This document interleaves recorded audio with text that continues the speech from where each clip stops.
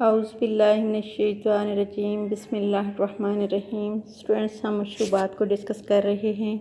कल हमने चाय को डिस्कस किया, आज हम इंशाअल्लाह लज़ीज़ कॉफ़ी पढ़ेंगे। कॉफ़ी जो है ये भी चाय की तरह एक पौधा है। पौधे के बीजों को भून लिया जाता है और उनको भून कर फिर बारीक जो है पीस लेते हैं, जिसे कॉफ़ी कहते हैं। कॉफ़ी जो है दो तरीक़ों से तैयार की जाती है। एक तो चाय की तरह, लेकिन कॉफ़ी को चाय के मुकाबले में ज़्यादा देर तक पानी में उबालना पड़ता है। चाय में हमने पढ़ा था कि हम चाय की पत्ती को डालकर अगर पानी में ज़्यादा देर तक उबालेंगे या बॉयल करेंगे तो उससे ख़ास मादा टैनिन निकलता है जो कब्ज़ और खुश्की करता है। लेकिन कॉफ़ी जो है इसको हम चाय के मुकाबले में पानी में ज़्यादा देर तक उबालेंगे। और दूसरा ये तरीका हो सकता है कि कॉफ़ी को प्याली में डालकर ऊपर से उबलता हुआ पानी डालकर हल किया जाता है। हस्बे मंशा यानी अपनी पसंद के मुताबिक, अपनी ज़रूरत के मुताबिक इसके अंदर चीनी और क्रीम जो है वो शामिल कर ली जाती है और चाय की तरह इसको इस्तेमाल किया जाता है। यानी इसके अंदर चाय में दूध था और चीनी थी और इसके अंदर चीनी और क्रीम जो है वो शामिल की जाएगी तो काफ़ी तैयार हो जाएगी और इसको इस्तेमाल जो है चाय की तरह ही किया जाएगा। चाय में आज खुद कोई ग़िज़ाइयत नहीं थी, चीनी और दूध मिलाने से ग़िज़ाइयत आई थी। तो इसमें जो है चाय की निस्बत इसमें मामूली ग़िज़ाइयत है और थोड़ी सी इसमें ग़िज़ाइयत के एतबार से हमें थोड़ा सा फ़ायदा है चाय की निस्बत। तो नेक्स्ट हम इसके देखते हैं कि इसके अज्ज़ा कौन कौन से हैं। जैसे चाय के अंदर अज्ज़ाए तरकीबी पाए जा रहे थे, ऐसे इसके भी अज्ज़ाए तरकीबी हैं जिनको हम अभी डिस्कस करेंगे कि चाय कॉफ़ी के अंदर कौन कौन से अज्ज़ाए तरकीबी पाए जा रहे हैं, कौन कौन से ऐसे अज्ज़ा हैं जो कॉफ़ी के अंदर ऑलरेडी मौजूद हैं और हमारी बॉडी के लिए कितने वो फ़ायदेमंद हैं और कितने जो हैं वो नुकसानदेह हैं, ये हम देखते हैं और इनकी डिटेल हम पढ़ेंगे। बच्चे ये जो आपको पढ़ा रही हूँ ये इंतहाई इम्पोर्टेंट चैप्टर्स हैं, इनको आपने बहुत अच्छे तरीके से तैयार करना है और तैयार करके आपने एग्ज़ाम के हवाले से अपने आप को जो है मेंटली तैयार रखना है।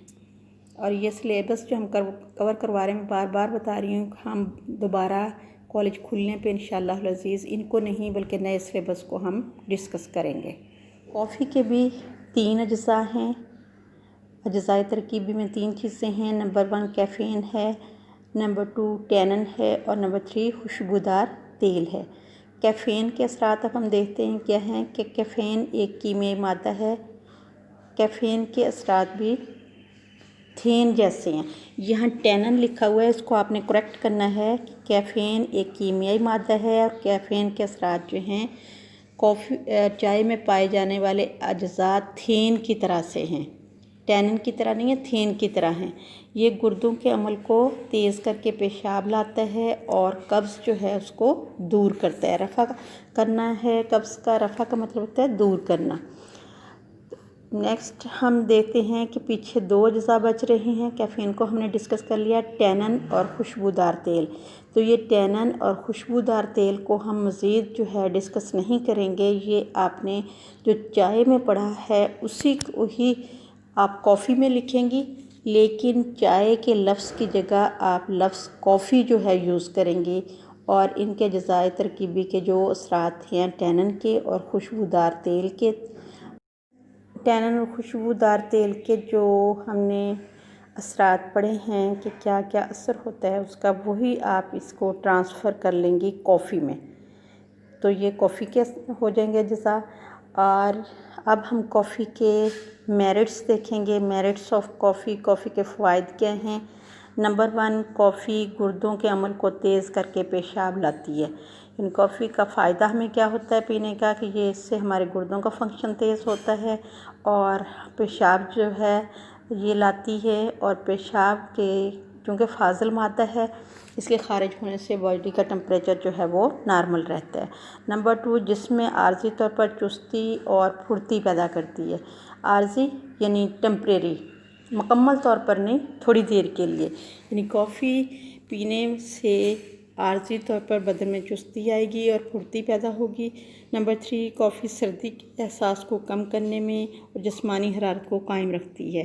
यानी कॉफ़ी से सर्दी के एहसास कम होते हैं और जिस्मानी हरारत जो है वो जिस्म की कायम रहती है।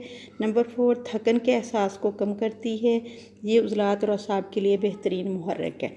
यानी इससे थकन का एहसास जो है वो कम होगा कॉफ़ी के इस्तेमाल से, और असाब और उज़लात जो हैं उनको ये तहरीक देती है, हरकत में रखती है। यानी उन्हें जो है चौकन्ना रखना जैसे हम कहेंगे ना, वो चीज़ आएगी कि उज़लात और असाब जो हैं वो एक्टिव रहते हैं, मुहर्रिक रहते हैं, हरकत के लिए तैयार रहते हैं।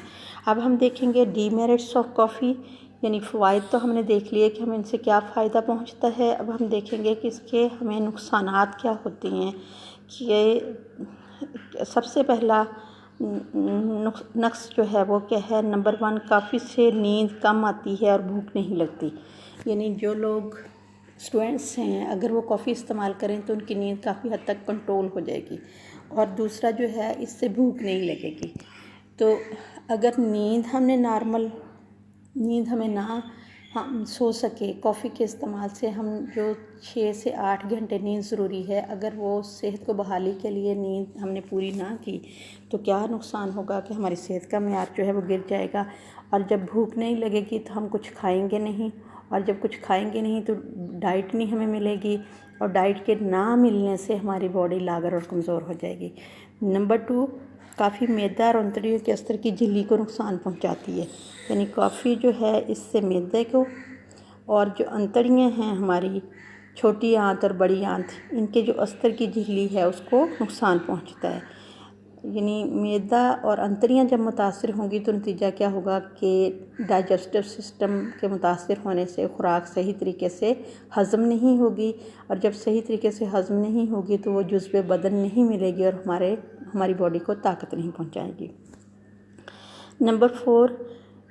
नंबर 3 ये दिल और सांस की रफ़्तार में इजाफे का बायस बनती है। यानी कॉफ़ी का इस्तेमाल जो है उससे दिल की धड़कन तेज़ होगी और सांस की रफ़्तार जो है वो भी, उसमें भी इजाफा हो जाएगा। यानी ये लंग्स को भी इसका मतलब मुतासिर करेगी और हमारे दिल को भी, क्योंकि दिल की धड़कन जब तेज़ होगी तो ब्लड जो है तेज़ी से दिल पंप करेगा और तेज़ी से पूरे जिस्म को पहुंचाएगा, जो कि आगे कैपेसिटी कम है।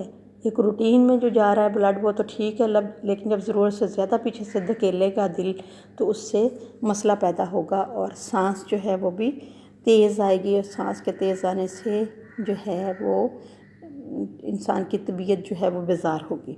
नंबर 4, कॉफ़ी के ज़्यादा इस्तेमाल के बायस बदहज़मी और कब्ज़ की शिकायत हो जाती है। यानी कॉफ़ी को अगर ज़्यादा इस्तेमाल किया जाए तो उससे नुकसान क्या होगा कि बदहज़मी होगी, खुराक हज़म नहीं होगी, और जो कब्ज़ है उसकी शिकायत जो है वो रहेगी।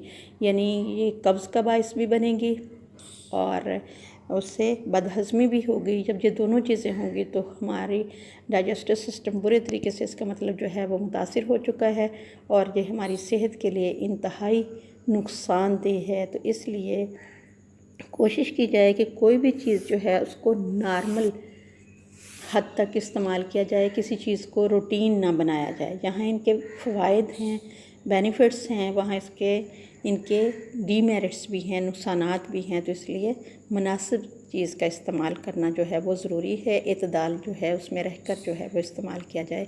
जब भी हम किसी भी चीज़ को एतदाल से बढ़कर यूज़ करेंगे, एक हद है उसकी हदबंदी से निकलेंगे तो फिर ये हमें फ़ायदा देने के बजाय उल्टा नुकसान का बायस भी हो सकती है। तो इन चीज़ों को अगर हम थकन के लिए यूज़ करें, हमारी थकावट ख़त्म हो जाए, या हम फ्रेश हो जाएं, या हम नींद को कंट्रोल कर लें, तो बज़ाहिर ये चीज़ें हमें फ़ायदा तो देंगी कि हमें बज़ाहिर नज़र आ रहा है इनका फ़ायदा है, लेकिन जो इनके फ़ायदे की निस्बत इनके नुकसानात जो हैं वो ज़्यादा हैं। तो इसलिए कोशिश की जाए कि इस तरह की चीज़ें जो हैं उनको लाइफ में रूटीन ना बनाया जाए, यानी डेली रेगुलरली ना ली जाएं। कभी कभार जो है टेस्ट के लिए अपने मुंह का जायका तब्दील करने के लिए ले लें, अदरवाइज़ इनको रूटीन में शामिल ना करें तो बेहतर है, ताकि सेहत बेहतर रहे। नेक्स्ट टॉपिक हम देखते हैं कोको बच्चे ये जो मैंने आपको पढ़ाई हैं चीज़ें, चाय है, कॉफ़ी है, ये इंतहाई इम्पोर्टेंट हैं। और जो कोको है ये भी बहुत ज़्यादा इम्पोर्टेंट है। आपने इसको बहुत अच्छे तरीके से तैयार करना है। तो कोको को हम देखते हैं क्या है। कोको ये एक पौधे के बीज होते हैं, यानी एक पौधा है उसके बीजों से कोको तैयार होती है।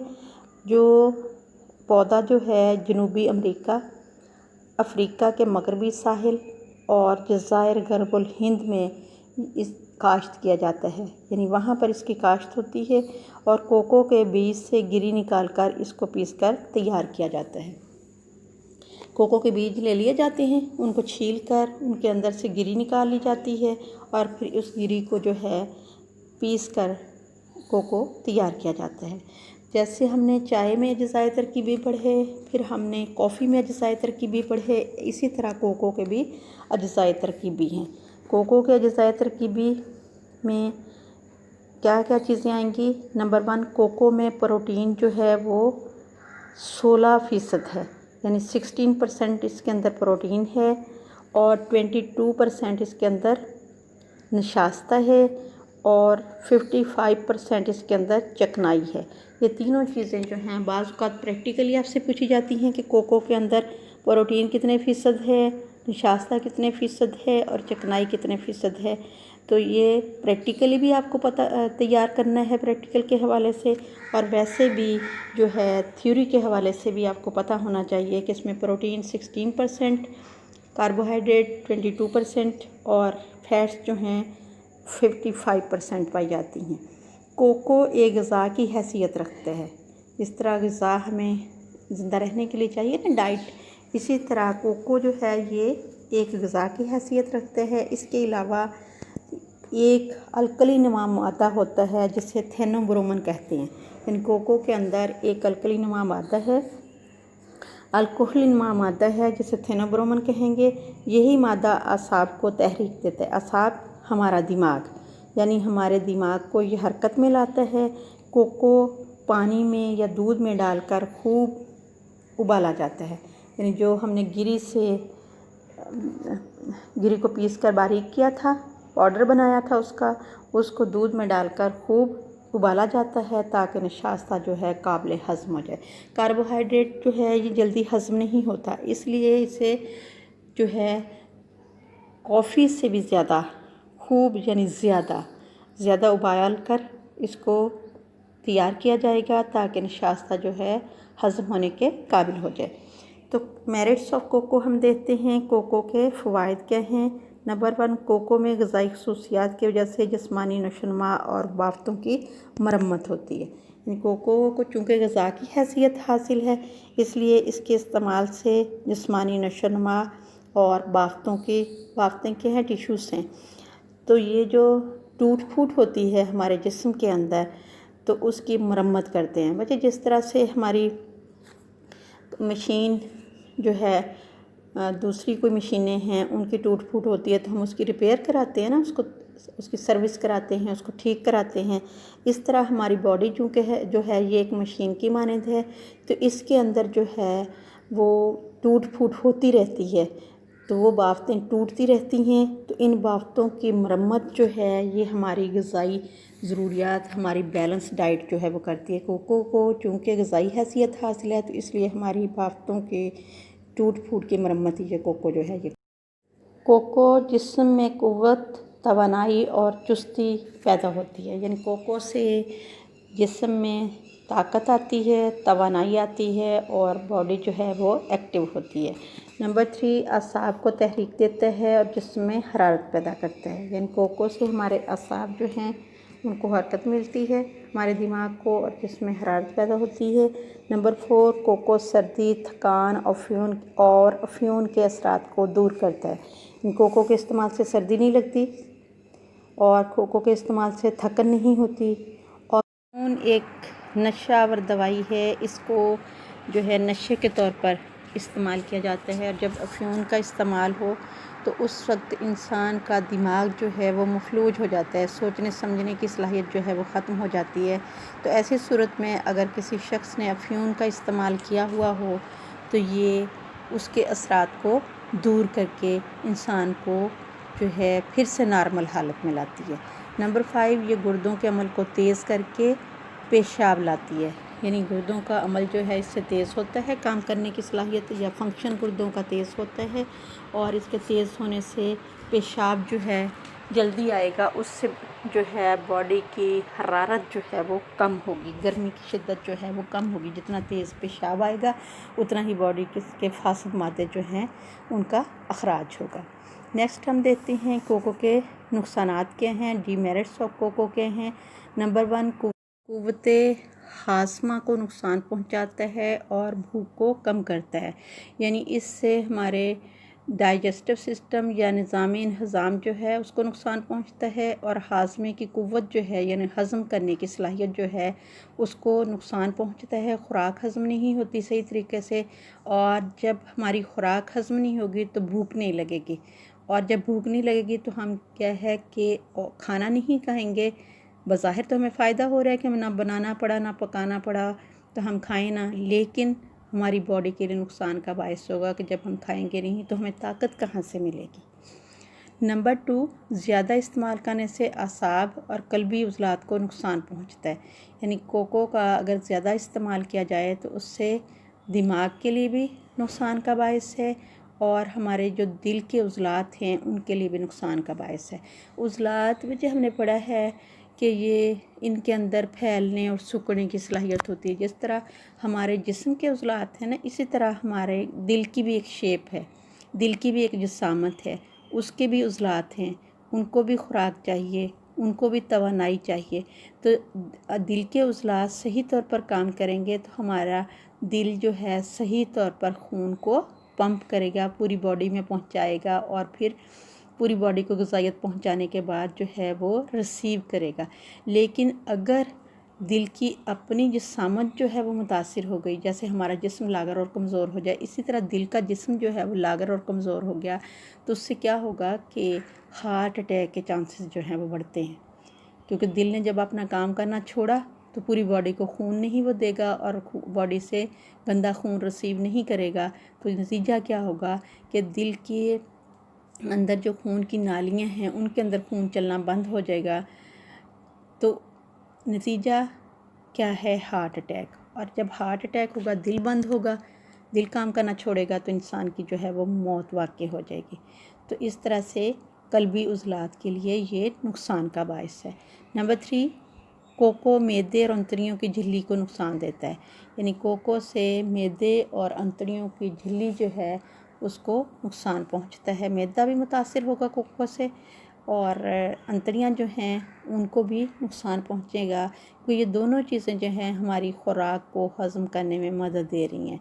मैदा खुराक को बुलो कर उसको जो है हज़म होने के काबिल बना रहा है, और जब हज़म होने के काबिल हो जाती है तो उसको छोटी आंत में जो है वो मैदे से खुराक छोटी आंत में चली जाती है, या मैदा छोटी आंत में भेज देता है, और वहाँ पर जो है हमारी खुराक का ज़्यादातर कारआमद हिस्सा जो है वो छोटी आंत में हज़म होता है। तो इस तरह से क्या होगा कि जब मैदा भी मुतासिर हुआ और हमारी अंतड़ियाँ भी मुतासिर हुई तो नतीजा क्या होगा कि हमारी खुराक सही तौर पर डाइजेस्ट नहीं होगी, हज़म नहीं होगी, और जब सही तौर पर खुराक हज़म नहीं होगी तो हमारी बॉडी को जो रिक्वायर्ड है ग़िज़ाइयत वो नहीं मिलेगी, और जब ग़िज़ाइयत नहीं मिलेगी तो हमारी सेहत का ग्राफ जो है वो आहिस्ता आहिस्ता जो है वो नीचे जाना शुरू हो जाएगा और सेहत जो है वो बर्बाद हो जाएगी। नेक्स्ट हेडिंग हमारा है लस्सी। ये तो आप तकरीबन मोस्टली लोग इससे वाकिफ़ ही होंगे, इंतहाई दिलचस्प किस्म का है कि लस्सी हमारे मुल्क का एक कदीम पसंदीदा मशरूब है।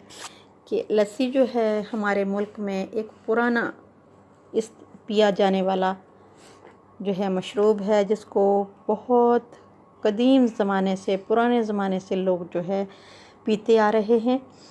ये लस्सी कैसे तैयार होती है कि दूध को जब हम बॉयल कर लेते हैं, उसको ठंडा करने के बाद दूध के अंदर खट्टा डालकर जो है दही बना लिया जाता है।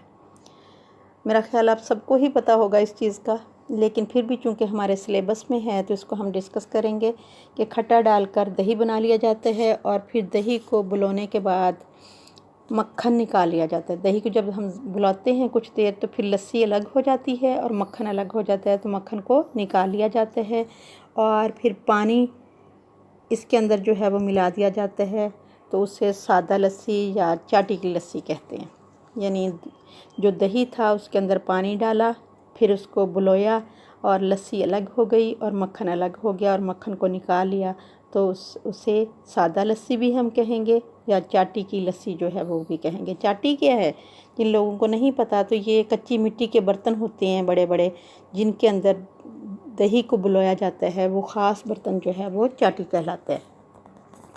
लस्सी में मक्खन के अलावा प्रोटीन, नशास्ता और दूसरे नमकियात रह जाते हैं। यानी लस्सी में प्रोटीन भी होता है, नशास्ता भी होता है और नमकियात भी होते हैं। एक कमी होती है तो सिर्फ मक्खन की होती है, मक्खन नहीं होता, बाकी सारी चीज़ें जो दूध के अंदर पाई जा रही हैं वो इसके अंदर मौजूद होते हैं। मक्खन के अलावा प्रोटीन है, नशास्ता है और नमकियात वगैरह हैं। मक्खन ना निकालने की सूरत में दूध के तमाम ग़िज़ाई अज्जा मौजूद रहते हैं। अब मक्खन ना किस तरह से निकालना है कि अगर हम दूध को ज़्यादा ना बुलाएं, हल्का सा बुलो के उसको मैश, जिस तरह हम किसी चीज़ को करते हैं ना, इस तरह हल्का सा बुलाएं कि उसके ऊपर मक्खन ज़्यादा मिकदार में ना आए, लेकिन वो दही से जो है वो लिक्विड फॉर्म में आ जाए, तो उसको हम जो है पानी डालकर इस्तेमाल कर लें, तो फिर उसकी ग़िज़ाइयत वही होगी जो दूध की है। इसके अलावा दूध में मुनासिब पानी डालकर नमक या चीनी डालकर लस्सी बनाई जाती है। वो तो थी खट्टी लस्सी। एक लस्सी जो है वो दूध से भी तैयार होती है कि दूध के अंदर हम पानी डाल लेते हैं और उसके अंदर या नमक डाल लेते हैं, तो वो नमकीन लस्सी बन जाएगी। अगर हम उसको मीठा बनाना चाहें तो उसके अंदर चीनी डाल देंगे और नमक डाल देंगे, तो वो लस्सी जो है वो तैयार हो जाएगी और उस लस्सी को कच्ची लस्सी कहते हैं। यानी उसको खट्टा डालकर तैयार नहीं किया, सिर्फ दूध के अंदर हमने पानी डाला है, चीनी डाली है। मीठा बनाना है तो, अगर नमकीन बनाना है तो उसके अंदर नमक डाला है, तो ये कच्ची लस्सी तैयार हो गई। और ये गर्मियों में लस्सी का इस्तेमाल इंतहाई मुफीद है। यानी ये लस्सी जो है, कच्ची लस्सी, दही की लस्सी भी सेहत के लिए बहुत ज़्यादा मुफीद है, फ़ायदा मंद है, और कच्ची लस्सी जो है ये गर्मियों में हमारे लिए बहुत ज़्यादा फ़ायदा मंद होती है, क्योंकि इससे जो है हमारे जो गर्मी है बॉडी की वो दूर होती है। नेक्स्ट हम देखते हैं लस्सी के फ़वाइद क्या हैं। नंबर 1, लस्सी दराज़ी उम्र का बायस बनती है, कि लस्सी जो है हमारी उम्र को बढ़ाती है। बच्चे, मैंने पहले भी ये बात डिस्कस की है, शायद आपको याद हो कि लस्सी हमारी उम्र को बढ़ा नहीं सकती, अलबत्ता ये ज़रूर हो सकता है क्योंकि बच्चे का जो है पैदाइश से पहले ही अल्लाह ताला उसकी उम्र, उसका रिज़्क, उसका नेक बख्त होना और उसका बदबख्त होना जो है वो लिख देता है। तो लिखने से मुराद ये नहीं है कि अल्लाह ने खुद लिख दिया कि ये बदबख्त होगा या नेक बख्त होगा, बल्कि अल्लाह ताला चूँकि अलीम है, ख़बीर है, बाखबर है, हर चीज़ से वाकिफ़ है, तो अल्लाह ताला को पता है कि फ़लाँ शख्स ने दुनिया में जाकर क्या कारनामा सर अंजाम देना है, तो इसलिए उसकी ये सारी चीज़ें उसकी पैदाइश से पहले ही लिखी जाती हैं। तो इस तरह उम्र को तो नहीं बढ़ा सकती लस्सी, अलबत्ता ये हो सकता है कि जो उम्र अल्लाह ताला ने हमें दी है उसको बेहतर तौर पर इंसान जो है वो गुजार सकता है। नंबर 2, इसमें तेज़ाबियत होती है जो हाज़मे के अमल में मदद देती है। यानी क्या है कि इसके अंदर तेज़ाबियत है और तेज़ाबियत जो है उससे हमारा हाज़मा सही रहता है, सही तरीके से खुराक जो है वो हज़म होती है। नंबर 3, लस्सी जिस्म में ताकत और तवानाई पैदा करती है, कि इससे क्या होगा, लस्सी से जिस्म में ताकत आएगी और तवानाई आएगी। नंबर 4, लस्सी में दूध की तमाम ग़िज़ाइयत मौजूद होती हैं मासवाई चिकनाई के, यानी वही ग़िज़ाइयत लस्सी के अंदर मौजूद है जो दूध के अंदर है। सिर्फ इसके अंदर कमी किस चीज़ की है, फ़ैट की, क्योंकि फ़ैट्स जो हैं वो मक्खन की सूरत में हम निकाल लेते हैं, तो चिकनाई नहीं होगी, बाकी तमाम जो है ग़िज़ाइयत वही होगी जो कि दूध की है। लस्सी जो है नंबर 5 पॉइंट क्या है इसके फ़ायदे का, कि ये ज़ूद हज़म और फ़रद बख्श होती है, जिस्मानी नमकियात को पूरा करती है। ज़ूद हज़म, जल्दी हज़म होने वाली, यानी लस्सी जो है ये जल्दी हज़म होती है और इसका फ़ायदा क्या होता है कि जल्दी बॉडी को तवानाई मिलती है फ़रत बख्श होती है, यानी सुकून देती है, और इससे जिस्मानी नमकियात की कमी को पूरा किया जाता है। यानी गर्मियों में चूँकि पसीना ज़्यादा आता है, हमारी बॉडी के नमकियात जो हैं पसीने की वजह से ज़्यादा ख़ारिज हो जाते हैं और बॉडी जो है वो वीक होना शुरू हो जाती है। तो जो हमारे अंदर नमकियात की कमी होती है, वो लस्सी की सूरत में नमकियात की कमी को पूरा किया जाता है। नंबर 6, लस्सी जो है सनस्ट्रोक यानी लू लगने से बचाती है। जब गर्मियों के मौसम में लू के थपेड़े पड़ रहे होते हैं और स्किन जो है वो झुलस रही होती है, तो उस वक्त लस्सी जो है हमें सनस्ट्रोक से महफूज रखती है या बचाती है। नंबर 7, लस्सी तबीयत को सुकून और फ़रत देती है। यानी लस्सी पी के इंसान जो है वो सुकून महसूस करता है और उसे एक खुशी सी महसूस होती है, गर्मी की शिद्दत चूँकि कम हो रही होती है। नंबर 8, लस्सी के इस्तेमाल से कसरत से पेशाब आता है, जिसकी वजह से जिस्मानी गर्मी और तेज़ाबियत जो है वो ख़ारिज होती है। यानी लस्सी का एक फ़ायदा ये भी है कि जब लस्सी इस्तेमाल की जाए तो पेशाब ज़्यादा आएगा, और जब पेशाब ज़्यादा आएगा तो उसके क्या होगा कि उससे बॉडी की जो गर्मी है वो दूर होगी और तेज़ाबियत जो है बॉडी के अंदर वो ख़ारिज होगी, ख़त्म होगी, तो इंसान जो है फ्रेश अपने आप को महसूस करेगा। तो लस्सी ऐसी चीज़ है जो ऐसा मशरूब है जिसके डीमेरिट्स नहीं हैं, नुकसानात नहीं हैं, फ़वाइद ही फ़वाइद हैं। इसका कोई हमें हमारी सेहत को नुकसान नहीं पहुंचता। तो पीछे जो हमने चाय, कॉफ़ी और कोको पड़ा है, उसमें हमें फ़ायदे भी मिल रहे हैं और नुकसानात भी मिल रहे हैं। तो लेकिन ये ऐसा मशरूब है लस्सी, चाहे ये कच्ची लस्सी हो, चाहे ये दूध से उससे दही से तैयार की हुई लस्सी हो, तो ये हमारे लिए फ़ायदेमंद ही फ़ायदेमंद है। That's all. हमारा आज का चैप्टर ये जो टॉपिक है कंप्लीट हुआ। नेक्स्ट इंशाअल्लाह अज़ीज़ फिर हम आगे पढ़ेंगे। फ़ी अमानिल्लाह। अल्लाह हाफ़िज़।